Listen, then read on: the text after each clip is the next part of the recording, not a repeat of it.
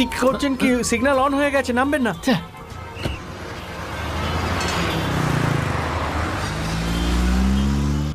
Wow, মেয়েদের তো এরকমই হওয়া উচিত। She is amazing.